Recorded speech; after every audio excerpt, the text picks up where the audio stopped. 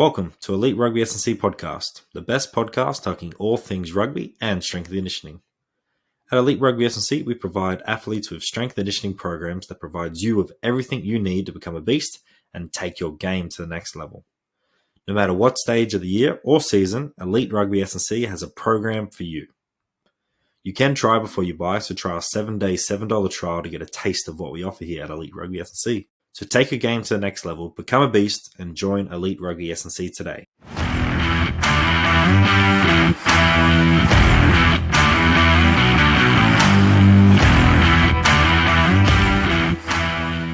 G'day, Luke. How are you? Yeah, good. Thanks, mate. Yourself? Yeah, going well, thanks. So, how did you find the trip to Queensland on Friday, and how are you feeling after that game?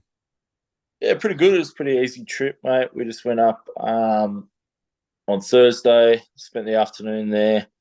One of the boys hooked us up with the recovery joint that I think his club go to up there, and it was good. We played pretty well. It was a tough first half, but we got some good results and good tries in the second half. No, it was a really good performance. All round, the Reds definitely gave you a good contest at the start, and you're just able to pull away with the nice win and put in a really good second half performance. Yeah, I thought the weather probably helped us a bit. It was pouring down in that first half, a bit scrappy around our play, but we gelled and got together at half time and really nailed down the points that we wanted to go out there with and executed well. Were you a bit worried with that lightning storm that was happening before the game? Because watching the Reds women versus the Brumbies women, they had to stop for a good half an hour because there were so many lightning strikes within 5Ks. Yeah, well, we got there as they got postponed, as they got stopped. So we had a brief talk about how that's a distraction, but we just have to weather that. And it wasn't too much of a worry by the time we got out there. But yeah, it was a bit weird rocking up there and not one person was in the stadium and no one was out on the field. Yeah, 100%. How do you deal with, ignoring those distractions that happen, say the lightning storm or just other things that sort of pop up that you can't really control, but you sometimes you focus a little bit of attention to it, but it's hard not to.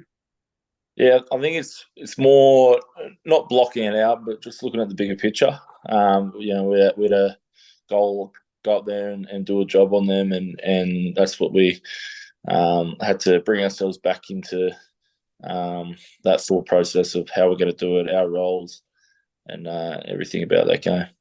Yeah, fair enough. It was good. Good way to test yourselves if you can, get rid of those distractions and just prepare as normal. And if the game gets delayed, so be it. But yeah, I'm glad it didn't, and I'm glad the Brumbies girls were able to go out there and finish the game. It was probably the first time I've ever seen a game being stopped due to lightning, so it's crazy. Yeah, I don't think that's ever happened other than like juniors footy or whatever when the grounds get closed or at school when they tell you get off the playground because it's a bit of lightning. So, growing up as a young lad, what sports did you play, and how did you end up playing rugby? Um, I started playing rugby when I was 3. Played in my brother's team, and my dad was the coach. So, I not that I didn't have a choice, but I was brought up in a rugby household, and yeah, just been playing ever since. Played a bit of basketball, a bit of cricket, but yeah, I just enjoy the contact in rugby and basketball and cricket weren't doing it for me. That's fair enough. I definitely resonate with that as well. Playing soccer for a little bit when I was younger and being a bigger stature, I was like, I didn't even know rugby existed. And then once you go out there and run the ball or hit someone, you're like, oh yeah, this is pretty fun. Why can't I do this in all sports? Yeah, and it definitely helped being one of the bigger kids in my age group at the time, all through juniors, until we came up against Blacktown. Then none of us were very big against those. But no, it's definitely my sport, and I'm still playing today. So it just shows how much fun I've had playing it. Yeah, it's awesome. So being at UC, there are a few basketball courts there. Do you and the boys go out there and you show off your basketball skills to some of them? I wouldn't call them skills at all. I mean, we've had in pre-season we had a few challenges on those courts outside next to our field, and yeah, it was pretty shocking. Some of the boys definitely haven't picked up a basketball before, but yeah, there's a few athletes there who absolutely showed some of the boys up. I feel like there'd be a similar situation on the golf course as well, because there's plenty of Brumbies boys who love to get out there at Federal or Gold Creek and hit the clubs and see who can be the best golfer as well. Yeah, there's a few guys there with all the gear and no idea though that Mm. that get out at Federal and have managed to get a discount on their bloody membership there. Are you much of a golfer yourself, or not really? I was starting to pick it up a little bit, and then I ended up doing my shoulder, so I was out. couldn't couldn't swing. I couldn't swing beforehand, but swing after for a couple of months. So I haven't really picked it up since. But yeah, like I don't mind it. I enjoy it. It's good to get out there on days off and stuff. 100%. So you and the team having a great season so far, very similar to last year's start. What's the vibe been like around the team heading into the halfway point of the season? Yeah, pretty good. We had that loss in Christchurch, but I think we kind of took that as a well. Look what we've been doing the past 5 weeks. We've had some good results, and that was probably a good experience for us to give that taste of losing because that helps build teams. I thought we responded really well on the back of that loss, and the performance we put on last Friday was a good testament to us improving each week.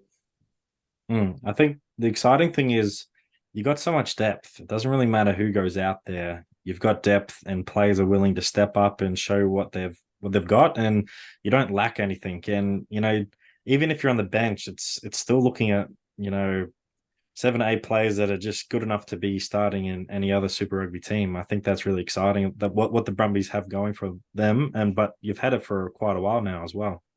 Yeah, I'd say it was really pleasing to see. Obviously didn't go to Christchurch with a full strength squad due to the RA rules around resting the Wallabies guys. But it's really pleasing to see that our depth. We were never out of that game. I thought we had the opportunities to win, but we just didn't take them, and we made some pretty critical errors that we needed to not make, and that resulted in us losing. But our depth is amazing, and we've got such a good bench. Even if the guys not playing, like they could easily step up to the bench, and with that, it's week to week. It's different who we have and what the coaches want. I think the coaching this year has been more tactical around our bench, depending on who we're playing against. And Steve's been pretty vocal with that around letting guys know that just because they're on the bench doesn't mean they're not as good or good enough to be starting, but it's just what he thinks would be better for the team, and it's worked out pretty well with some of the impact that a lot of the boys have brought on. Yeah, it's been really cool to see Steve Larkham just sort of slide in and then add his own, spice and herbs to it. And, you're continuing on your winning ways and producing really good rugby. What's been the main sort of difference between having Steve there and then having Dan there last year? It's definitely a bit calmer. Steve's a very calm guy compared to Dan, but no, it's been pretty good. It's been enjoyable, and not that I wasn't before, but it's definitely been an enjoyable start to the year. We're, like I said before, each team that we come up against, we've got a game plan, and I think Steve's really identified that each player that we have brings a different different skill set and different impact to the team. Whereas I think in the past we've stuck with the core team and kind of haven't really gone away from that too much, unless there's been injuries or whatnot. And I think we've had a good rotation within our team so far. Yeah, it's been awesome to see, and I hope other Super Rugby teams can sort of look at what the Brumbies are doing, and if they do have a change in head coach, look for someone who's just well experienced and can really take the job with two hands. Like it seems like it doesn't matter who the Brumbies hire, they're going to get the job done, and we just need to see more of that around the rest of Australia because we want to be able to compete with the New Zealand teams, but also keep producing really good rugby athletes, and then seeing where they go on to, play higher honours, or even if they do leave in the future, at least they've given a good crack here in Australia before they do leave to overseas. Yeah, and it's credit to the other coaches as well. We got Laurie Fisher, who's the best defensive and breakdown coach I've ever had, and regarded as the best in the world. And Dan Palmer's a great scrum coach. Both sides have got an attack and backs coach. So it's been really good to have them as well to go to around your certain points in the game, as well as going to Steve. 100%. So for the back part of the season, what are you trying to focus on personally, and what is the team trying to focus on as well? I'll say me personally, I'm just I like to play a bit more. I wouldn't mind getting the ball in hand a little bit, but no, I'm just looking to do my role in the team, and whether or not that's starting or coming off the bench.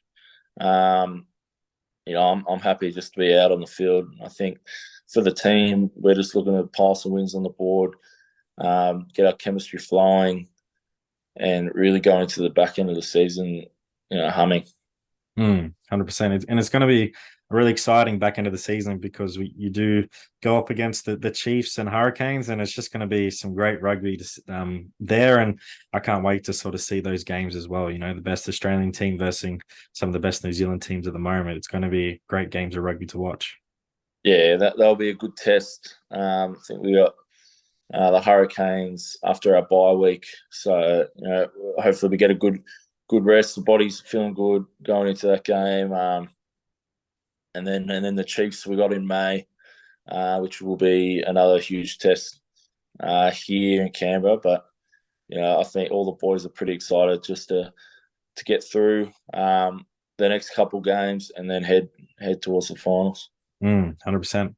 So what's the vibe around like the team when, the best player of the game gets to go to Stan Sport and have a quick chat with the host? Is it something that's, getting talked about now? Because yourself's been on there, Slips has been on there, Tom Wright was on there last week having a good time with Dan McKellar. Yeah, I think, you get the tap on the shoulder after the game, but it's not really talked about within the group. But, it's that was my first time doing that. It's a little bit daunting. A few questions on the spot there. It's a bit better than getting a halftime interview. At least got a bit of breath back in that. I was worried about that. I was worried to be too out of breath to do that interview. But no, it's pretty funny. I watched back Tom's one from Friday, and he got a bit cheeky. Yeah, it was pretty good to see, just show a different side to him and also anyone who goes on there. It's always good to see you boys having a good chat on there. And it's good to see, just the commentators as well. They're doing a pretty good job, and it's good to see that there are former ex-players there. And I feel like sometimes in the past when they're not ex-players, it can be a bit daunting sometimes and just sort of lose its way. Yeah, and I feel with some of the ex-players, they know what they're talking about. There's some good experience within that commentary group, and that always helps when they're not over analysing anything or they don't know what they're talking about. So I feel like the crew they got at the moment is doing a pretty good job. 100%. So Jackling the footy, it's one of the hardest skills on the field, in my opinion. I think it's extremely hard to do. it seems like every game you're getting at least, a couple jackals. Doesn't matter if you're coming off the bench or you're starting, you're just a hawk on that ball. You're finding it. Has this always been a strong part of your rugby game? Um, yeah, like I'll probably I'll probably say yes. You know, when I was playing in school footy, I'd get a few each game, and then like when we finished up that and I went to shoot shield, I came off the bench for Rats quite a bit, and that was one of my main roles to go out there, and still is now with Brums. But yeah, it's tough. It's tough getting good whack on the back and the neck, but someone's got to do it. Yeah, 100%. Who sort of taught you how to jackal initially? And was there any sort of, rugby idol that you sort of watched the most to sort of, steal some ideas and skills of how to do it a bit better? I'll probably be honest. I probably followed suit of Pocock uh, back when I was playing at school, and then when I came down here, he would help out, and Laurie would help out. Um, and yeah, just be more technical with it. So I think I owe a lot to Lord there because I wouldn't be nearly getting as much if it wasn't for him. Shout out Laurie, he's a great guy. Correct. So, what's your approach to jackling the footy? Can you provide us with some details on how you do it? Yeah, I'd probably just you can't hesitate. I think the moment you hesitate or look up and see someone coming at you, you're already in that mindset of you're going to get cleaned out. I think it's a skill just to just go for it. Sometimes it lands at your feet, sometimes you got to go hunting for it, but yeah, just got to find that ball first of all, and now the refs are really looking for a lifting action.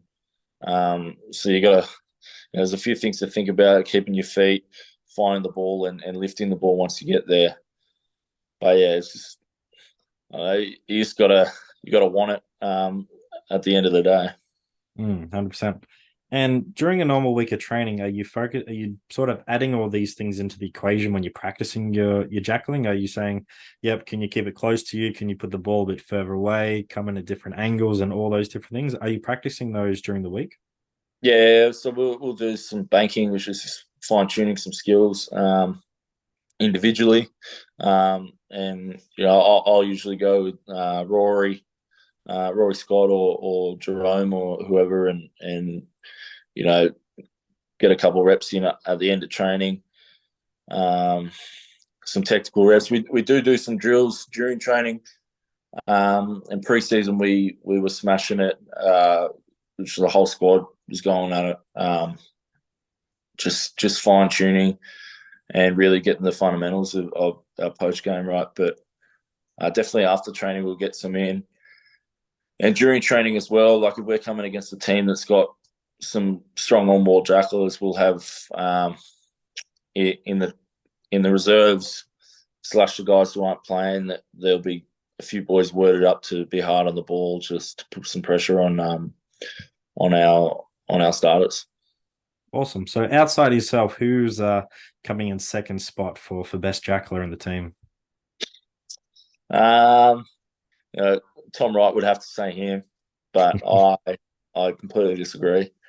Um, Probably Rory. He's pretty good, or Blake Shop's been pretty solid over the ball the first couple of games he's been out there. He hasn't been too tired for. Yeah, 100%. That first game he was just racking them up, and now I guess he's finding it a bit difficult now to try and get them. But that's the art of the skill. It's like sometimes it's going to pay off, sometimes it doesn't. And like you said, if you hesitate for even a split second, you've probably lost that battle, and you're probably not giving yourself a great opportunity to steal that ball. Yeah, and it really depends on what the ref's looking for as well. Some refs give it straight away. Some refs give it before you've even attempted to be cleaned out. And then some make you really work for it. Yeah, it's always frustrating when those different law variations change, and one thing works for one team and then it doesn't work for you. Like I think on the weekend there was an opportunity where someone did go over the ruck to get it and they got it, but when the Brumbies did it, it was a penalty straight away. So refs, you just got to be consistent and just clear of what you want out there. Yeah, and I think that's onus on us and them as well. Just try and get a bit of clarity what they want before the game, and then adapting to what they're looking for to get the best outcome for us. Sweet. So just ask them a few questions for the game, like, "Hey, I'm a, pretty good Jackling. That's my role. This is what I'm going to be doing. Is there a certain law or variations that you're looking for for me to do correctly so I can get rewarded?" Yeah, 100%. Like when they come into the change room before the game or out on the field or wherever they are, just letting them know that you're going to be a presence out there. And asking them what they want to see. Each ref's different.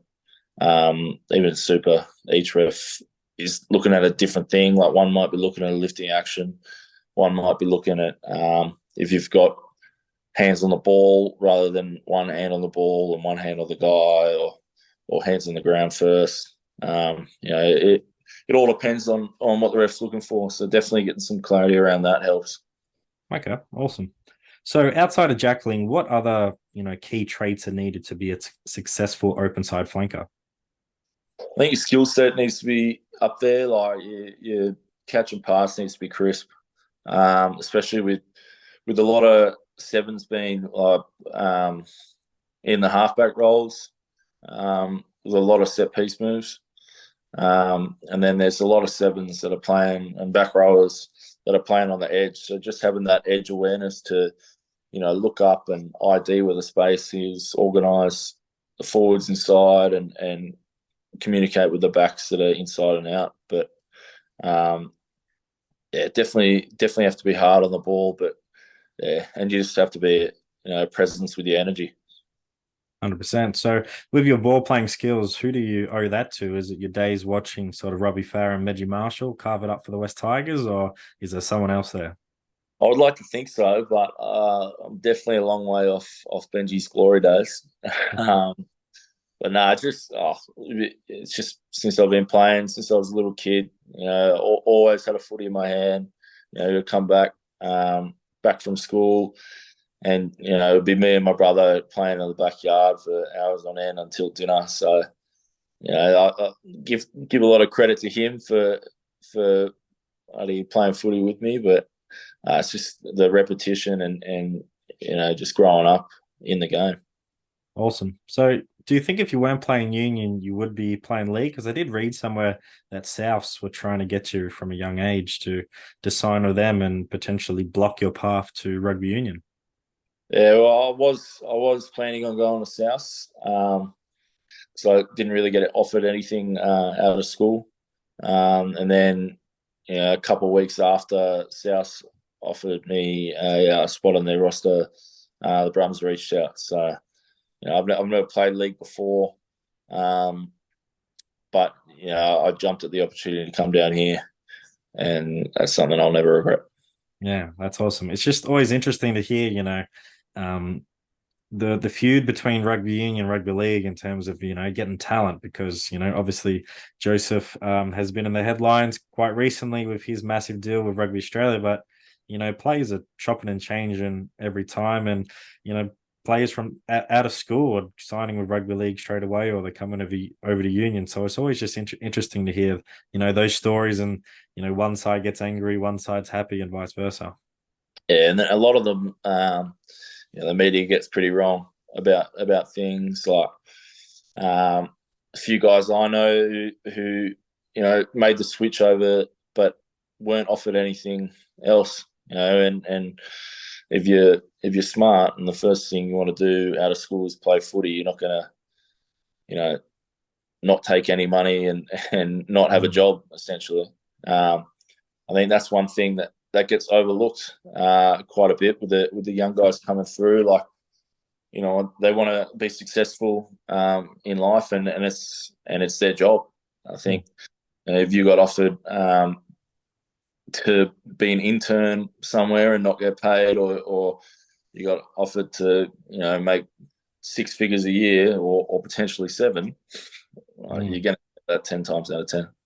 100%. And it's just, referring to, if anyone doesn't know, they should know, but like, live golf versus the PGA, it's the same thing. They're just looking to best provide for their families and obviously make the most of the opportunities as well. So it's a business decision, it's a personal decision, it's something for their family and friends. Like, why get angry when they make a decision that best suits them? So it's always fascinating.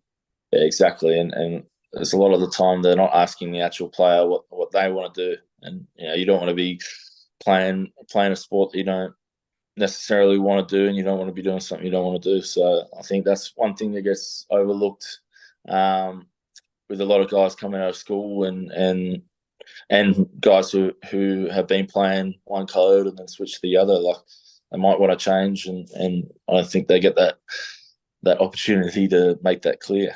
100%. It is going to be interesting to see if Eddie Jones lures anyone else over. So it's gonna be an interesting, few years to see if he does get anyone over to rugby union. Yeah, exactly. And yeah, I think he said he was vocal about that. About that there is some talent, in league that would suit union, but that's up to the boys who get offered that and if they want to do it or not. 100%. So outside of rugby, when you got free time during the week, what do you like to get up to? Um, there's a lot of relaxing going on my days off. Just to get out of the house, bit, go out for lunch, go for a coffee or whatever. Yeah, but usually on a day off, I'm pretty buggered. They usually come after the big days of training, so just getting that recovery in, whether or not that's having a good sleep in or going for a walk or jumping in the hot coals at HQ, but definitely look to just lay low on the days off, not do anything too wild. Easy. What are you watching on Netflix, Stan, or any other streaming device? Are you watching anything interesting at the moment? I'm waiting for Yellowstone to come back out, and 1923. Those were two that I was hooked on straight away. I've just finished Mayor of Kingstown, which was pretty good, and then Your Honor is another one that I've just finished, which is pretty good. That was intense. Some good shows right there. And have you got? Do you when you wear your RM Williams? Do you feel like you're in Yellowstone? You get a vest out, cowboy hat as well. You're like thinking you're a character in Yellowstone or anything? The Aaron Williams are clean as, whereas those blokes have got some blood, sweat, and tears on those. 100%. It'll be a rough life being a cowboy in that show. Yeah, Jeez. big time. There's a few deaths in the family and around. It's a good show though. If you haven't watched it before, definitely go out there and watch it. It's something different. It's good drama, and yeah, it's just can't say any more or less. It's just a good show to watch. Yeah, big time. So, what advice would you say to club rugby athletes out there wanting to take their game to the next level and gain a professional rugby contract? I'd say you got your club trainings. Some clubs train 3 times a week, some train 2, but you got to train more than that. Whether or not you're working full time or you're working part time, you got to make time. I think nailing your basic skills, and then just getting your body right to go out every week and to be able to play 80 minutes every week. I think that's the goal that guys need to look at. Getting their body right, getting their fitness right, having that skill set to last that long. Awesome. And would you also say maybe take an opportunity that isn't, right there in your backyard? You might have to travel and sacrifice a little bit. Like yourself, you had the opportunity here to come down to Canberra with the Brumbies, and you were making the trek early on from, Sydney to Canberra and back before you eventually, got a good contract and got the offer to stay here long term, which is awesome. But yeah, you do have to do a bit of sacrifice. Is that something you would also tell people as well? Yeah, big time. Like, whether or not you're sacrificing spending time with your mates out on the piss or sacrificing, traveling. I know in Sydney that was getting a lot for me, traveling to and from training, and I'd actually spend less time in the car each week traveling to and from Canberra for training. But like wherever it is, a club that's going to offer you the best opportunity to perform at the best that you can, and with that coaching and position specific training, I think that's probably the goal that you want to set. For me, that was coming down here and training with the academy and a few sessions with the main squad when I was playing Shoot Shield, and I wouldn't change that. It was a bit tough on the back sitting in the car for 3 hours, but it's a short-term sacrifice and a long-term reward, and that's something that I'll never change. Yeah, 100%. I love that. And even if for some people, if you don't get that contract in the end, at least you tried, and you gave yourself a genuine opportunity. And you don't want to be one of those people looking back on your playing career and be like, oh yeah, I could have made it. I could have done this. But it's like, did you actually fully commit yourself? Did you take care of your body? Did you do all those extras like you've just been saying? And did you actually make the sacrifice to give yourself the best opportunity to get that contract? Yeah, exactly. And a lot of guys, that they're doing all the training and grinding it out to play. And some guys don't get that opportunity until they're, mid-20s, and some guys late 20s. Like Caden Neville's a perfect example. He debuted for the Wallabies when he's in his 30s. And Jed Holloway's just debuted in the past year or so, and he's late 20s, I think. And those guys have been in the system for a long time, and it just shows that each player has a different peak. Each player has different opportunities, and whether or not that's through performance or through other players' injuries, I think just to keep sticking at it, and that's the main thing. Like if you want it, you'll really go for it. You won't be pointing fingers, blaming different situations for why you didn't make it. I think that's one thing that some guys get left behind with. But yeah, it's definitely you just got to stick at it. Hi everyone, we just want to take a quick break from this episode. We hope you're enjoying this episode so far and all the content we have produced. We appreciate all the support from our listeners and followers so far. If you haven't already, sign up to Elite Rugby S&C blog today. We provide free exclusive content every single week to our subscribers. You'll find our website link in our bio below. Remember to like, subscribe, and share Elite Rugby S&C on all social media platforms to all your family and friends. Thanks again for all your support, and now back to the episode. So how has strength and conditioning training helped you to become a better rugby athlete? I think going out there and you're not prepared, you're bound to get injured. And that's one thing that I've been lucky with, touch wood, that I haven't had, too bad injuries. I did my shoulder last year, but that was on the back of a cheap shot from he knows who. But no, it's just you just got to be prepared to take those impacts. Super, you come against some big bodies, and same with club footy. There's some big boys out there that are running hard and hitting harder. So I think you just physically and mentally you got to be prepped, and to keep up with the game. There's a lot of good players out there that aren't fit enough. In clubland and in super, there's a few guys that miss out on opportunities because they're not keeping up with the game, or getting injured because they're not prepped well. But that was one thing that helped me be prepared and avoid being too sore and too injured to keep backing it up. Was strength conditioning always a part of your development as a rugby athlete, or was it, you were introduced to it a bit later on, or you were introduced to it, quite early? Like, how did that start? Started when I moved to Barker. in year 10. Like I hadn't really been to the gym before, and we had a good, real good S&C program there.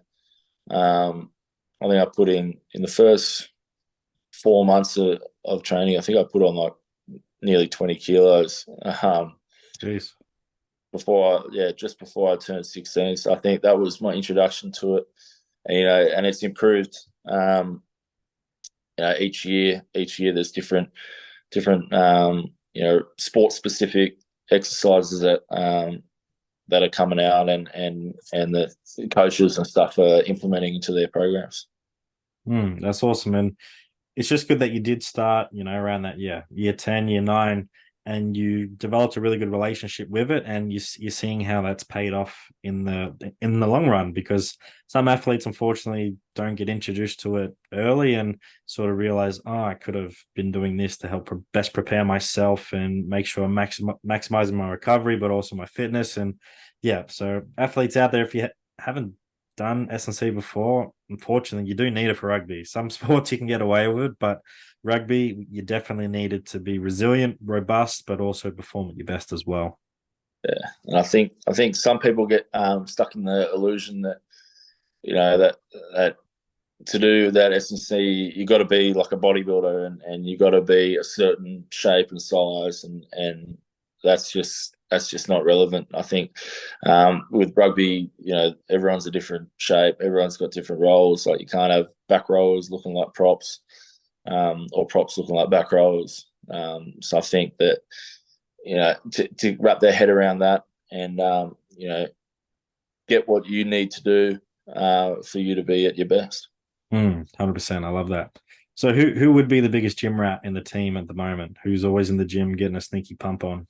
Rory Scott, he's a machine, that bloke. And he's as long as I've known him, he's just been like a beast in the gym.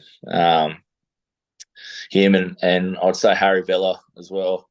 Harry's coming off a knee injury, and I have not seen him have a day off from the gym. He's he's always working in there, and his sessions are tough. So definitely those two will be up there. You can definitely see Rory has put on a bit of size, and it's paying off for him. And then it's going to be exciting when Vela does come back and potentially makes his debut, and seeing that talent. We haven't seen that talent yet, and it'll be great to see him back out there, 100% healthy. Yeah, and it was good to see him getting re-signed to the end of 25, which was announced yesterday. But that's awesome for him, because I know he was, when he did his knee, it was in a practice match in September last year, and this was going to be his first year in the main squad, and he was real cut about it, real bummed out. But he's been in a good mood recently, and we all know why now. No, it's awesome. And, hard work pays off. And it's just good to see Brumbies signing a lot of their young talent back and just giving faith into it as well, and not just sort of flicking it off and trying to find the next big thing. It's like, well, try and develop the talent you do have. And I feel like some other franchises around Australia, obviously have the opportunity to get as much talent as they want, but, some of the other clubs don't. But with the talent that they do get, they maximize that and find some really good gems. Yeah, I think that's a massive testament to the academy that we have here. That like we've had over the past 4 or 5 years, we've had numerous guys who have graduated the academy and come on into the main squad, and come on full time and debut. And Rory was one. I was one briefly for the moment, but Declan Meredith is a good example, and he's just been re-signed as well. And there's guys like that. And Tom Hooper was brought down just for the academy, and he's come out firing. Had a great year last year, and unfortunately he's been injured this year. But I know he's going to have a big back end of the year. 100%. So, are there any specific drills in the gym you use to help your pilfering/jackling skills? RDLs are a big help. I think to get to go heavy with your RDLs and be in that position down the bottom there that that you're strong enough to withhold a clean out. And whether or not that's one or two guys, I think that's definitely been a help. Just getting heavier on RDLs, and other than that, probably some bent over rows or bench pull, just to be in that position where you are bent over and lifting weight and holding that body shape. I think that's helped a bit. No, that's awesome. How important is flexibility and mobility to get into that position as well? Did you sort of understand that straight away that you need to, have some good mobility in those hips and lower back to get in there, or was it something you sort of learnt over time?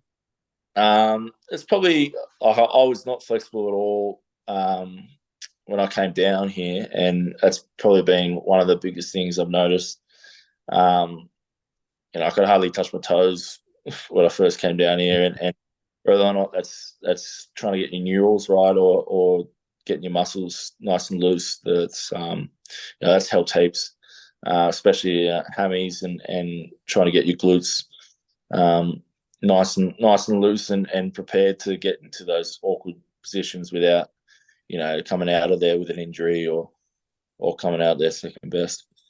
100%. I love that. So be strong in the positions that are going to be, very familiar out there on the field, but also have some good mobility and flexibility to get into those positions as well. Some great advice there.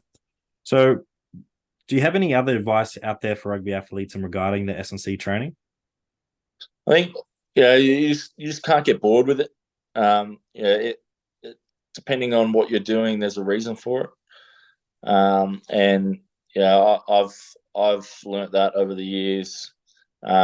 Here, like there'll be some repetitive gym programs that will go on for 8 weeks or so, but they're prepping you to be at the best you can, and they're prepping you for a reason. I think that's one thing that the average of the normal gym goer probably chucks in heaps of variation. They'll have chest day, leg day, back day, and all different exercises. But the rugby player needs certain things to get ticked, and that's definitely something that you just can't get bored with, and you got to keep grinding it out, and you'll reap the rewards once you're out there playing, and you can play and you can be at your best. 100%. And big emphasis on, playing. We're not just spending ridiculous amounts of time in the gym. We're also transferring those strengths and power gains that you've gotten in the gym, then out on the field, and making sure that you can do everything I've talked about today, jackling, pilfering, but also passing and being a ball distributor, and also, playmaking ability. You need to be able to do all that as well. Yeah, big time. And that also on the conditioning side of it, out on the field, you might be thinking you're doing some mindless running, but it's all for a reason. And without doing it, you won't get match fit, and you won't be in a good stead. 100%. So when you are in the gym, who is the best DJ on the aux cord? You can say yourself, but is there anyone else who produces some good beats while you guys are working out? Well, it really depends what the boys are vibing. I think Nick Frost is a big EDM and hardstyle guy, which is good at times, and sometimes it's the last thing you want to hear is someone just pounding your head. Sounds like a massive headache. But I'd probably have to go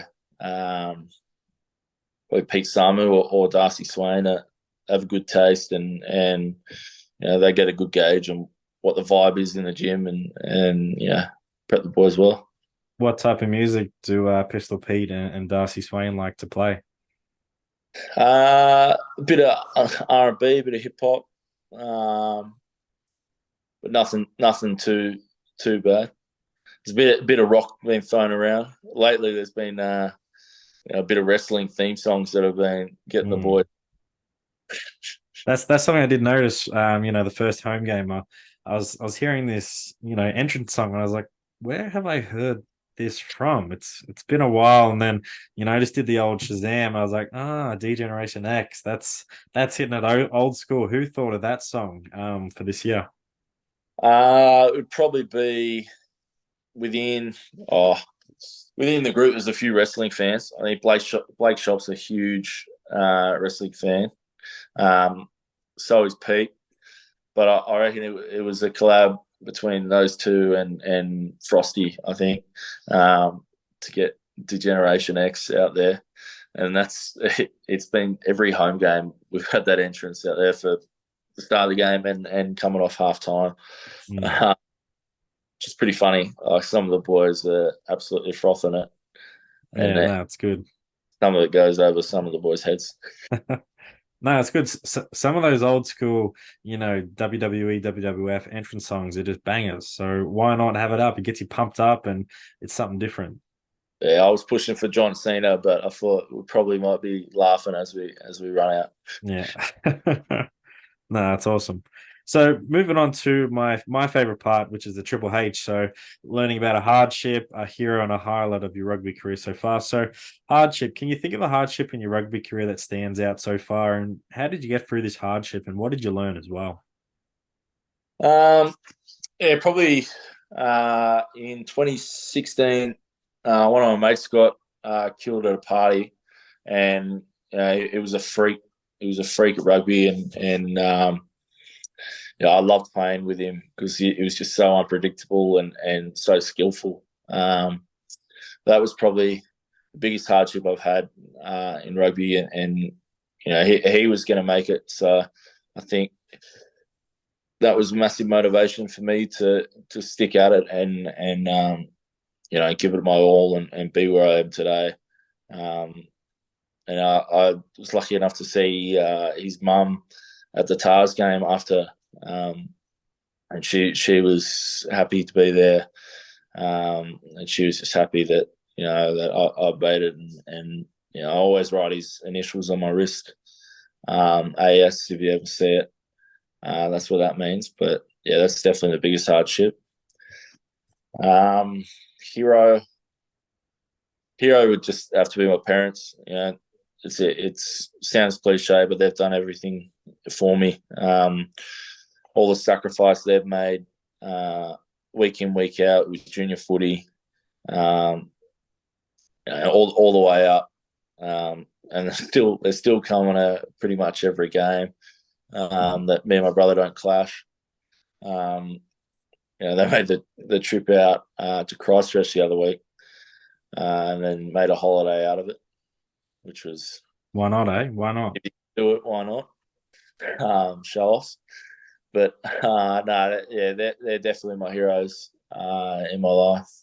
Definitely, and it was a third age. Third one is highlight. What's a highlight that stands out in your rugby career so far? Yeah, definitely. My debut. Yeah, that was awesome. That feeling of running out there for the first time. That's something I'll never forget.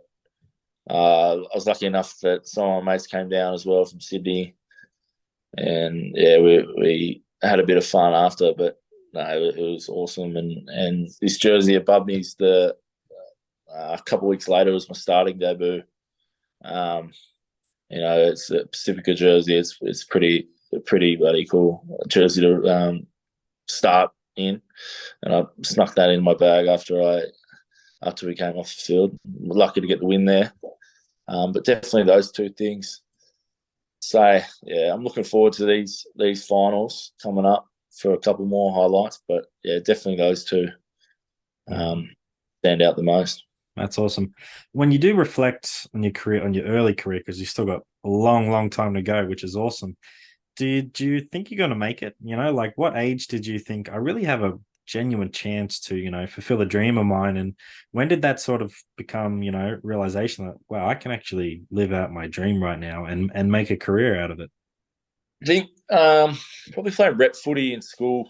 Uh, you know, you're playing with some guys. I was lucky enough to play New South Wales ones when I was in year 11, And some of the guys in that team and the other New South Wales team, got signed, and a few Queensland boys got signed straight out of school.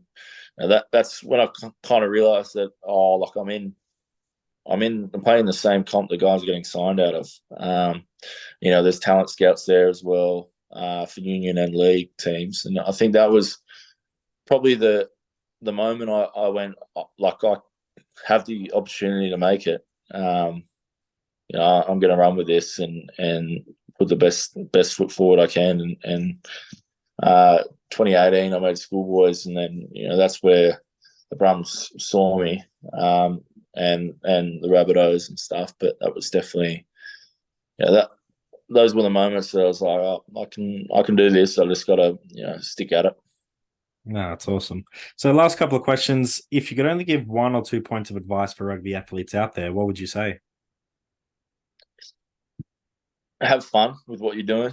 That's the main thing. Like, no matter if it's playing social footy, or you're trying to crack Super Rugby, or trying to get a contract, or you are playing Super. You just got to have fun. I think that's something that sometimes gets forgotten.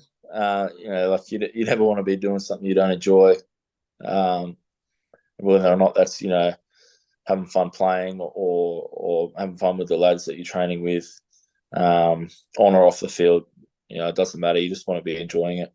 That has a massive toll on your mental if you're not enjoying yourself and being out there with the boys. Yeah, 100%. And it's definitely something that can be sort of pushed to the side quite easily. Is I'm actually having fun and enjoying myself. And a really good example of that, it pops into my head, was, well, I can't remember what year it was now. It might have been 2021 or 2020.